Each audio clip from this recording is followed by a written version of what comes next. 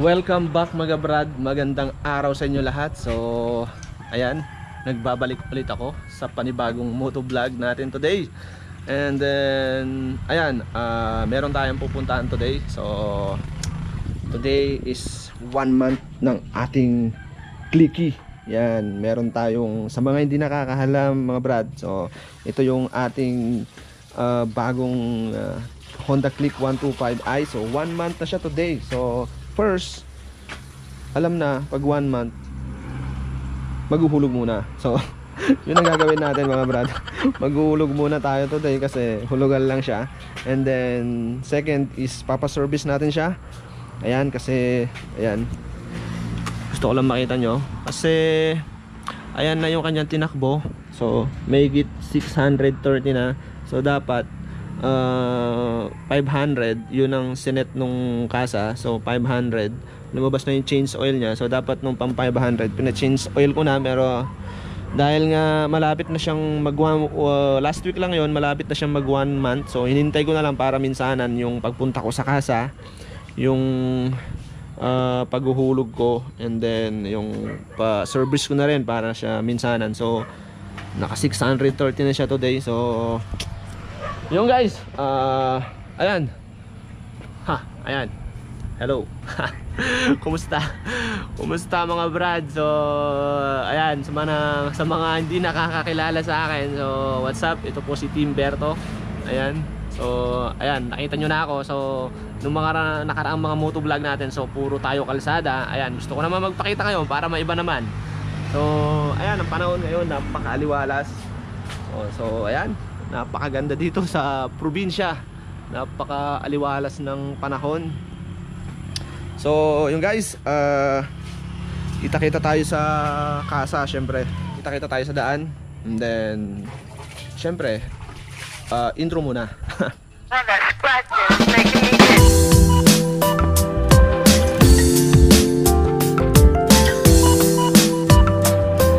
Katulad nga na sinabi ko, pupunta po tayong kasa ngayon dahil today 1 month na ng ating si Clicky. So kailangan na natin siya ipa-service guys, or mga brad.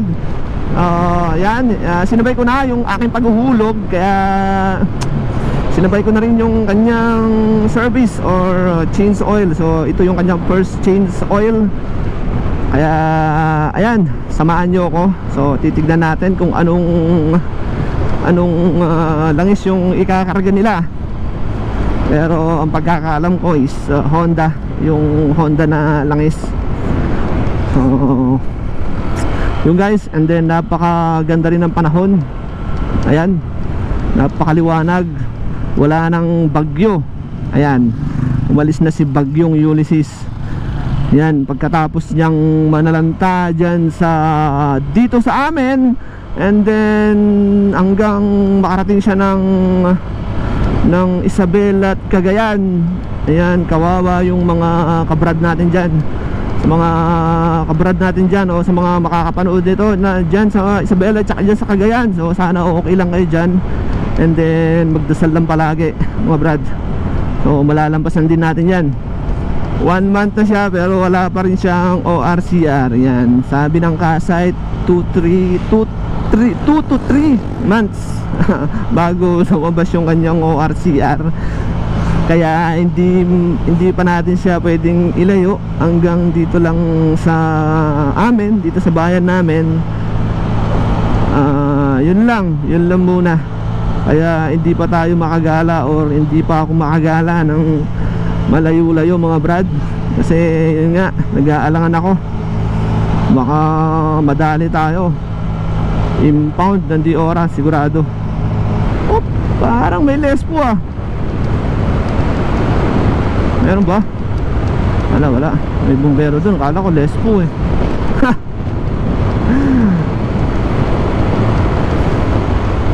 Alam ko pag may lespo naman, okay naman eh. Pag dito lang sa bayan eh. Dito karamihang nandito yung mga checkpoint. Ayan oh. Wala sila. Dun, doon sila palagi nakatambay sa may exit, Ramos exit ng TPLEX. Sa susunod na vlog natin is gagawa ako nung kanyang first month ng aking experience sa kanya. Hindi muna ngayon. So itong vlog natin today is para sa kanyang service muna. Titignan natin kung paano ba sila mag-service sa kasa dun sa kinuhanan ko. And then yun, kita-kita tayo dun mga brad. Oops. So yan, talagang napakaswabe ng preno ng ating Click.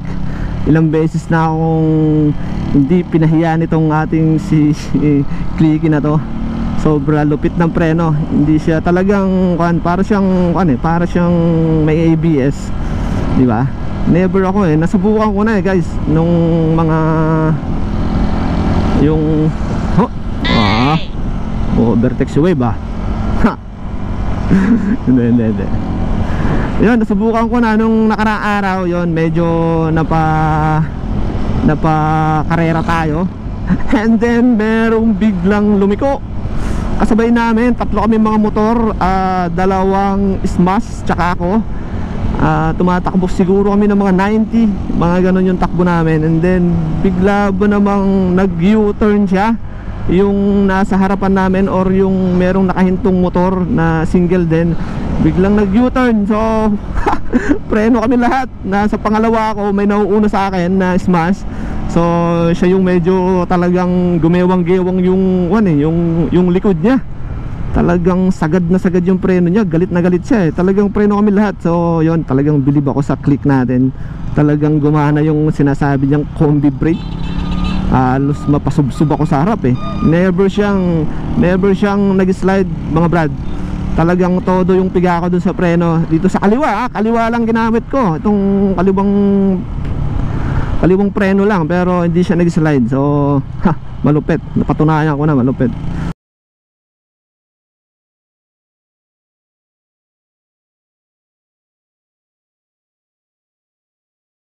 And then napakainit na, sobra. Yan, nawala na yung bagyo. Sigurado summer na naman, init na naman yan sigurado. Sana last na yung bagyong yon, si Ulysses na yon, para mas maganda pag summer kaysa sa umuulan no?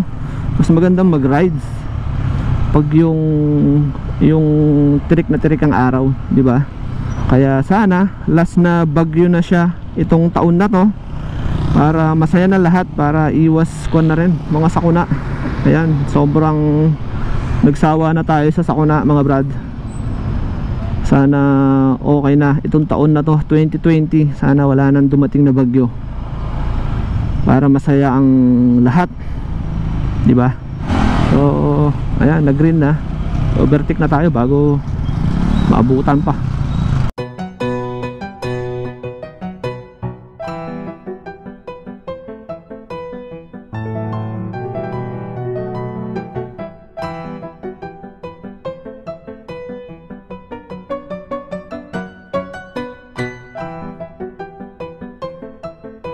So yan, welcome sa kasa.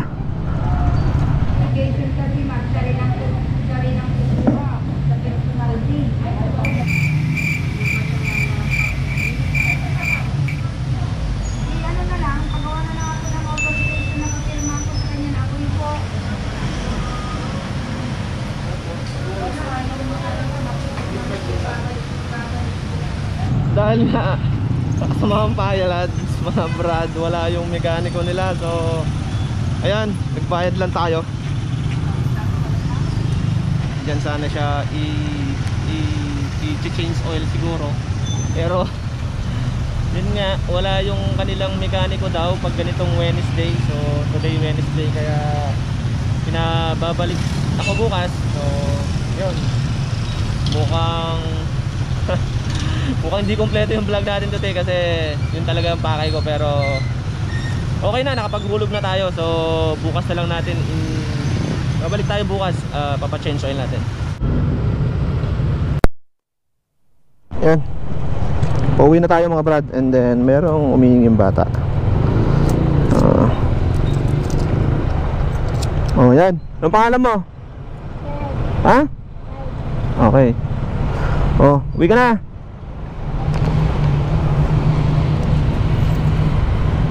Ay, mga bata naman. Bakit marami mga batang mga malimos dito sa lansangan kasama ang mga magulang? Bata pa, natuturuan ng manlimos. Dapat sila ay nasa mga bahay naglalaro, mga brad.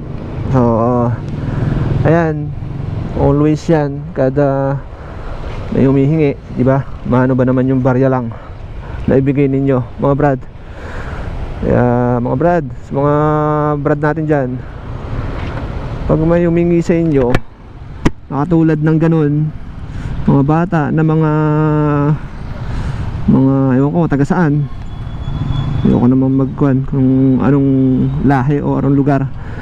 So bigyan nyo naman mga brad, kahit konting barya lang, malaking tuwa na sa kanila yun. Palima-lima, pa 10-10. Kung medyo galante kayo, edi gawin nyo 100, di ba? And then yun nga, nakapaghulog lang ako.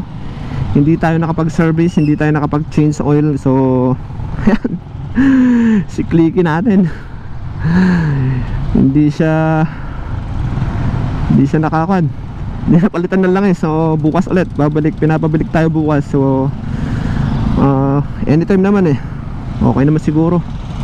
Basta wag mo ipa-change oil sa iba, ganoon naman ang sabi nila eh. Titignan natin kung makakabalik tayo bukas. Pero tignan natin mga brad, para may tuloy natin yung vlog natin bukas. Kasi yun yung isang content talaga natin eh. And then syempre, ikot-ikot muna tayo dito sa Paniki bago umuwi. Dito na tayo. Napaka asenso na dito sa Paniki. Pero yun lang talaga ang problema dito, sobrang traffic pag ganitong rush hour. Rush hour na kasi anong oras na ba?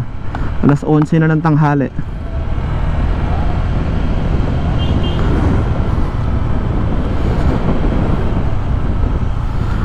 Victoria LGU. Ha, sir. Nakarating dito mga Victoria Police.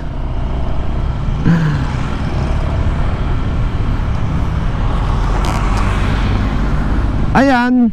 And then kakaliwa ako dito sa sementeryo. And then kakaliwa tayo dito sa sementeryo. And then uwi na.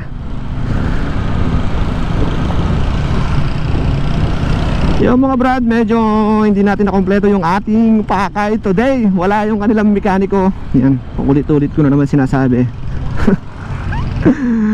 Wala ang kanilang mekaniko. So kailangan natin bumalik bukas para magpo-change oil. Oops. Para papalitan yung kanyang langis.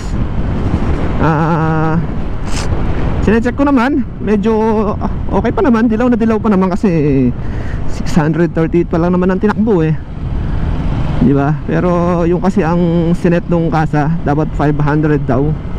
And then first change oil niya. So susundin natin yon para din sa click natin yon. And then dahil nga walang mekaniko, kahit pa okay na, kahit pa ako sana yung mag-change oil, kahit ako na lang sana, okay, marunong naman ako eh. Kayang-kaya ko naman kasi nagkamotor naman ako dati. Pero ang sabi ng kasa, wag mo i-change oil sa iba hanggat hindi mo nauubos yung kanyang coupon na tatlong coupon. Yun, meron siyang coupon na 3. Yun ang sabi nila, ubusin mo muna yun bago ka gawin or ikaw mag-change oil na sarili mo. So dahil nga masunurin tayo, susundin natin yon. Otherwise daw, ang sabi is mawawala daw yung kanyang warranty pag nagpa-change oil ka sa iba or ikaw ang nag-change oil. So dapat maubos yun kasi dun sa kanyang manual, may resibo dun eh. Yun ang pagkakaalam ko, yun yung kukunin nila or yun yung tinitignan nila kada change oil mo. So kahit sana ako na mag-change oil, and then para makapili na rin ako ng gusto kong langis, pero wala tayong magagawa. Yun ang sabi nila, sundin natin. Tsate tabi ko ubo-ubo naka Mio na matte black. And then syempre uuwi na ako. Hindi ko na siguro kayo isasama pa uwi. Syempre puputulin ko na yung video ko dito. And then may karugtong to mga brad, may karugtong. Ayan, naka-green na. Natanga-tanga ako. May karugtong to mga brad. So tutuloy natin bukas. Syempre, ano nga ba ang sinasabi pag hindi natapos ang vlog at itutuloy? So see you tomorrow. Ayan, nagbabalik ako mga brad. So yun nga, kahapon hindi tayo hindi natapos yung pakay natin kahapon dahil nga wala yung mekaniko nila doon sa Transcycle. So yun, another day na to mga brad.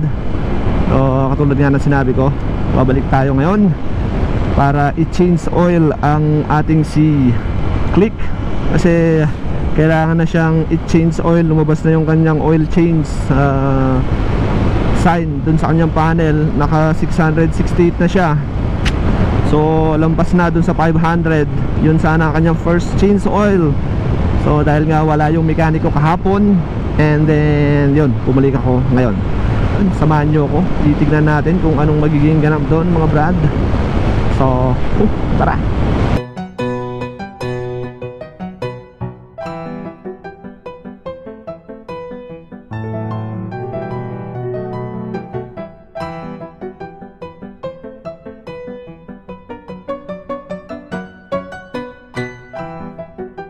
So yan, nandito na tayo sa paniki. Dahil nga nakakasawang magsalita, yan, fast forward muna tayo.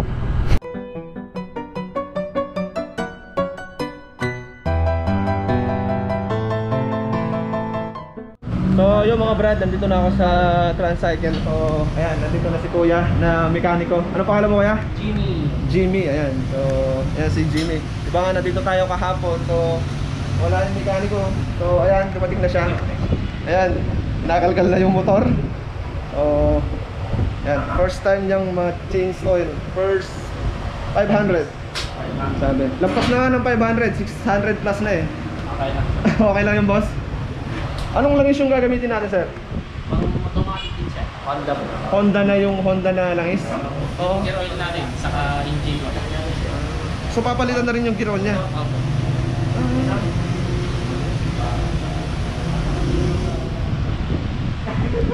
So yun, papalitan na rin pala yung gear oil niya. Akala ko langis lang, pero yun ang sabi ni Sir, ano pangalan mo ulit? Jimmy. So yun. Yan.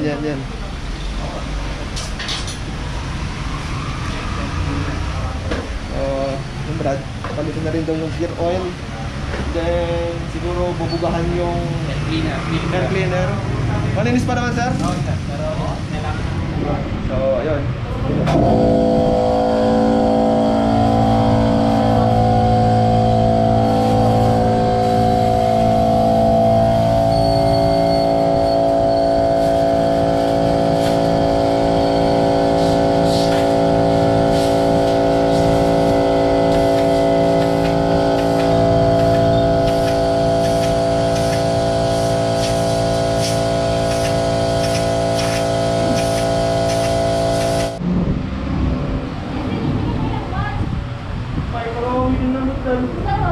Pagkatapos nito sir, anong susunod na kanya na change oil niya?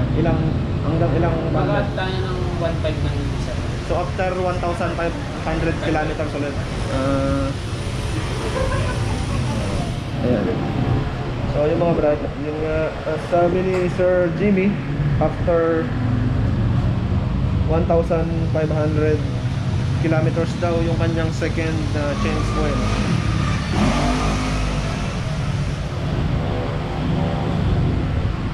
After nun, ulit 1,500 ulit o 2,000 na.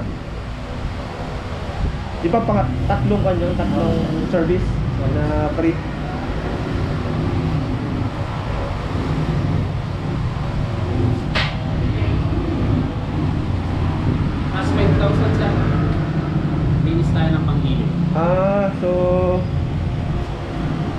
gusto kong ipalinis after 5,000 kilometers. Ano yun? Libre pa rin yun? O Hindi na sir. may bayad? May bayad na? Ang libre po lang natin chaser. Yung change oil lang. So linisin yung panggilid. Magkano naman yun? Boss? Sa pangilid po, 250. 250. So yun mga brad, yung nasabi ni Sir Jimmy, after 5,000 kilometers daw linis panggilid. So yun, pero nasa sa'yo naman yun ata kung gusto mong dito magpalinis o sa iba, di ba? So hindi naman kayo pinipilit, pero syempre dito kasi sila kuwan na sila eh. Yung kumbaga may mga training sila, may mga seminar sila na marunong sa mga bagong mga scooter ngayon. Kasi di ba karamihan sir ng mga scooter ngayon parang bago ng modelo, may mga parang kotse na eh, na may computer box na so yung mga mekaniko lang na dyan sa tabi, yung mga sabihin mong veterano na kung yung mga yun, hindi gaanong wala na silang training sa mga bagong kwa, kasi sila puro experience lang naman eh. So sila sir talaga, yung mga mekaniko sa mga kasa, sigurado yung mga yan, meron silang mga training na siguro every 3 months, gano'n ano sir? Depende yan sir. Depende ano. So yung mga brad, okay, lumabas na rin yung kopya ng ORCR ko. So ayun, na-xerox ko.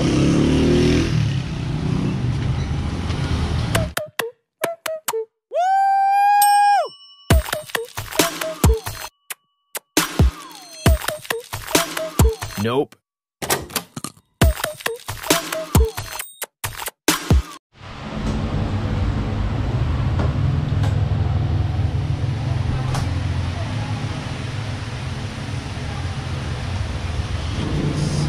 So 1,500 ulit.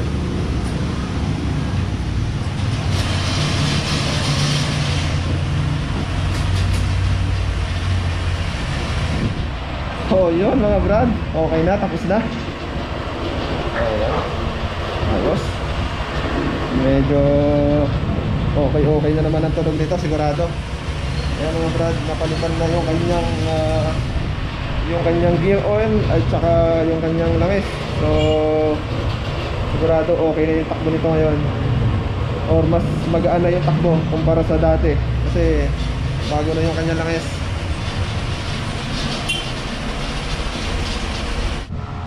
And then okay din kasi nakuha ko na tong kanyang ORCR, yung kanyang copy ng ORCR. 1 month pa lang guys, 1 month pa lang ngayon. So nakuha ko na, hindi ko inaasahan yun kasi ang sabi dito noon is 2 to 3 months. So wala lang, check ko lang, tinanong ko lang, and then meron na pala. So yun, payo ko sa iba na tanungin nyo, huwag kayong maghintay ng text nila. Maganda tanungin nyo, baka meron na sa kasa kasi. And then ito yung kanyang langis. So sorry, hindi ko na video kanina habang pinapalitan. So ito yung kanyang langis after 600 megit na kilometers. So ito yung kanyang langis. Ayan, medyo maitim na, so kailangan na talagang palitan. And then ito naman yung kanyang gear oil. Ayan, sabi ni kuya, kailangan daw palitan talaga yan after 500 kilometers kasi ayan o, kumikintab-kintab daw siya. So yun ang sabi ng mekaniko nila dito. So pinalitan na rin nila. So ito nga pala yung langis na nilagay nila na Honda 40. Yan, yan yung langis na nilagay nila pang scooter. Mayroon silang dalawang klaseng langis. Ito yung isa. Ayan, ayan, ayan. So ewan ko anong pinagkaiban yan, pero ito yung nilagay ni kuya. Pang automatic po ka. Ay, pang automatic po. Automatic. So yun ang sabi ni Sir Jimmy, pang automatic daw pala to.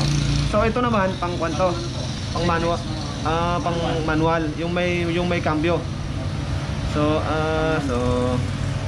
so yun po, yun ang pagkaibahan nun. Ayan.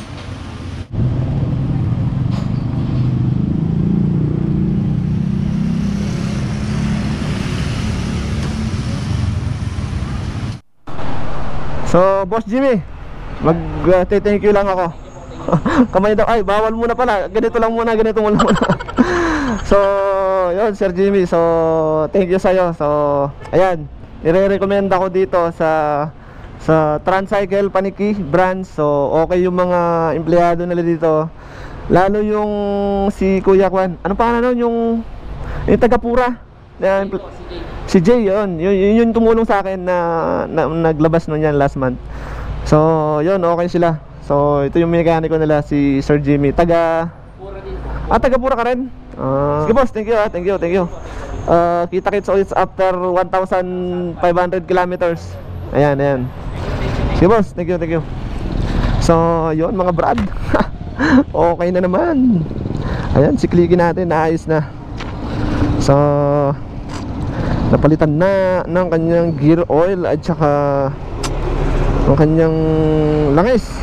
So yun, gumastos ako ng 286 something kasi yung kanilang langis is 226 plus 50 pesos na gear oil. Ayan. Tama ba sinabi ko? So yun mga brad, yun ang ginastos ko. Libre yung kanyang mekaniko. Yun yung pre natin. Pero yung langis is babayaran nyo. So okay na, na-change oil na naman siya. Ayan, dito ko siya nilabas, Transcycle Paniki. Ayun, hindi ko inaasahan yun na nakuha ko na yung aking ORCR. Yan, nakuha ko na yung copy ng aking ORCR. Hindi ko inaasahan yun mga brad. So, ang akala ko after 2 months pa. So, yun. Pero parang may mali din dun, no? Bakit hindi nila sinabi? Ang sinabi nila, tatawag sila or magti-text sila pag dumating na. Pero buti na lang tinanong ko at buti na lang nabanggit ko kay kuya. Ayan, nabanggit ko sa kanya. And then sabi nung si kuya, yun, si mekaniko, na try ko daw tanungin kung meron na. And then tinanong natin. So yun, ayun nga, meron na. Ayun, binigyan na ako ng copy. So ayan, may kopya na tayo. So makakalayo na tayo niyan. Pwede na tayo mag-rides. And then magpapagawa pa ako ng temporary plate. Ayan, para meron siyang temporary plate nang hindi tayo masita. Loko yun Agree na ba? So yung mga brad, hanggang dito lang. Oops, ano ba yun? Kala ko pipinahin pa ako ng truck So yung mga brad, magpapaalam na ako dito. Hanggang dito na lang yung aking video, para hindi nakakasawa. Siyempre, keep supporting me. Sa mga bago dito, please like, comment, and subscribe. So bye bye, see you sa next vlog.